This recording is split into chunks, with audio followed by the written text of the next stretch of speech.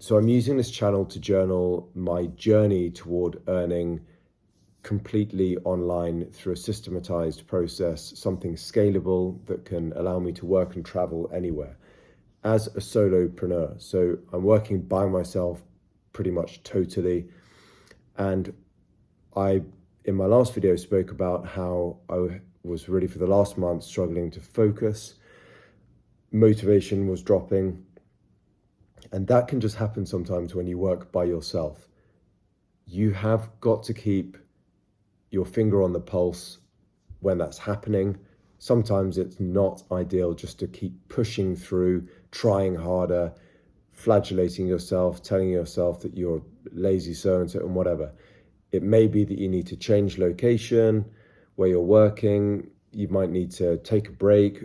You might need to sort your workout routine or your sleep routine, whatever. On this occasion, it was none of those things. I was flooding my mind with so much content while I was in the shower in the morning. I would listen to YouTube inspirational videos or interviews about how to build a business or market. When I was ironing my clothes or cleaning my flat up, every spare moment I had, literally for hours each day, if I was walking, like I'm about to walk somewhere now, it's going to be a 25-minute walk, I would have my earbuds in, just flooding my mind with content. And so in my last video, I spoke about how I had been finding it harder and harder to focus and motivate myself. And ironically, when I was sitting down to work, I was having this impulse to open YouTube and listen to stuff in the background. And I was even sometimes able to do some good work while that was going on. But there were other times where I was just grinding to a halt, trying harder to focus, failing. And then I was on YouTube as usual. And this dopamine detox video came up, which I've seen before, but I felt compelled to open it. And I opened it, and this time it really hit me. And one of the first things that they do with a dopamine detox, which is where you have minimal screen time, there are very strict protocols, like even no music and whatever.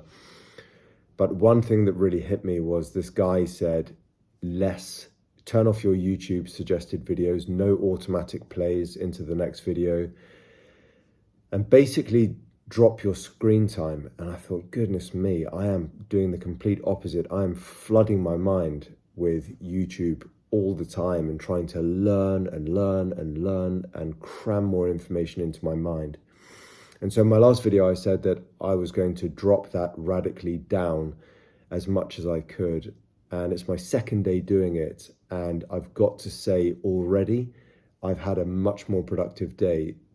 I feel better already. I'm going to do this for another 5 days, and I'm never going to go back to having YouTube on all the time. This 7-day sort of semi-dopamine detox, I'm going to give myself an hour's window in the evening once my work is done and my gym is done, and not after 10 p.m.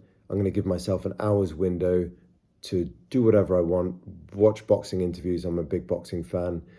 But I just am putting this out there to say that if you're a solopreneur working for yourself, by yourself, number one, it can get very lonely anyway. I've got binaural beats in, so I'm just isolated working, staring at a screen. But number two, if you're trying to live this kind of monk mode lifestyle where you kind of go to work, go to the gym, go back to your place where you live, and I don't live with anybody, so it sounds very sad, but I'm there on my own. It's tempting just to put a YouTube video on. I spoke to a guy actually who traveled all over the world, and he said the first thing he would do when he arrived at very plush, he would stay at the best hotels, would be to put the TV on so that he didn't feel alone because he missed his wife. And so I think it's natural if you're a solopreneur and you live on your own, to want to have something going in the background, just so there's something happening, some noise, but also because I'm very, very hungry to learn. But less is more. It fries your brain, I'm sure of it. So day 2, I'm already feeling better, more able to focus. And yeah, we'll see how this goes. This book here,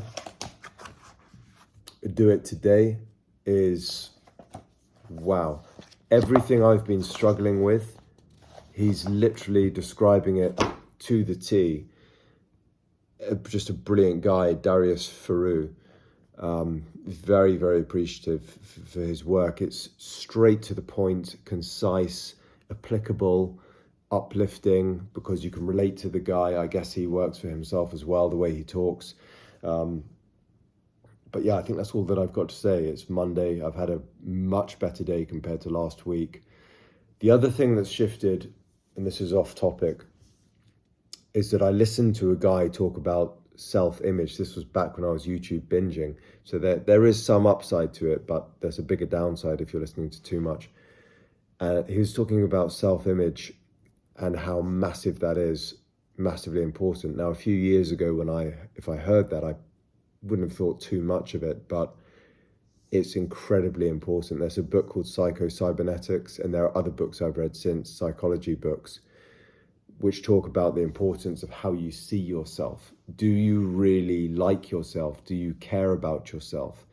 And it really, something this guy said really punched me in the gut. And I thought, my goodness me, yeah, I really need to change this and this and this in my life. If I'm going to be somebody who wants the best for myself and is going to live in accordance so that my future is very bright, then I need to change some things.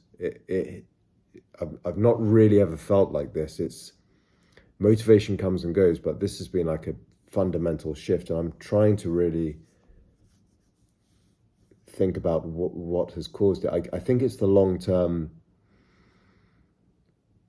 the long-term prospect of not changing, which is always very powerful, but it's hit me at an identity level, I think, which is very profound when there's a shift in your identity.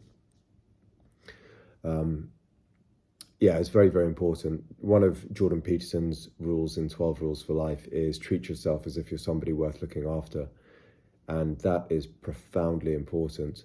And it's everything I've been reading about the last year. I counted, I've read the last 2 years, maybe 2.5 years, I've read about 40 books, 35 to 40 books, which maybe to some people that's not much, but I'm a slow reader. And one thing, or a very thorough reader, I take notes and stuff, and a slow reader probably. But one thing that I remember reading about is that mess is stress. Your outer world is a reflection of your inner world. If your apartment or your house is completely cluttered and looks terrible, don't beat yourself up over it, but notice it. Because if you really loved yourself, not in an arrogant or a egotistical way, but cared about yourself, let's say, you would want your space to be good. Like, imagine you had a son or a daughter who you love very much and they were living there. You would want it to be a great space for them. And so why is it different for you? It shouldn't be any different. Your space should be somewhere where you come back in the evening, or if you work away from home, you come back and you feel so glad to be there, and it's clean, and it just messes stress. So that's the other thing that's hit me lately is, have I been treating myself as if I'm somebody worth looking after? And I'll finish on this. The last thing I heard is that eating within 3 hours of going to sleep is so bad for your body. I'd heard rumors, but I didn't know the mechanism. And it's because as it gets darker outside, and if your lights are dimmed, which they should be, and ideally you've got blue light blocking glasses on 2 hours before you're due to sleep. But as it gets darker, your melatonin increases. As your melatonin increases, your body's ability to release insulin decreases. Why is that important? When you eat something, your blood sugar levels go up, and normally your body would want to release insulin to capture that sugar and take it into the muscle or possibly the liver. But if your melatonin levels are high, because you're close to sleeping, your body can't release the insulin. So your blood sugar levels just stay elevated, which is very harmful. It's not good for you. And when you wake up in the morning, your blood sugar levels, they've measured it, and the subject's blood sugar levels were higher as well. So that's another thing. I've stopped eating in the evening. I used to be a bit of a sucker for that, and I've actually lost quite a bit of weight as a result. But yeah, checking in, day 2 of dopamine detox or semi-detox, and I'll do another video to let you know how it goes on day 6 or 7.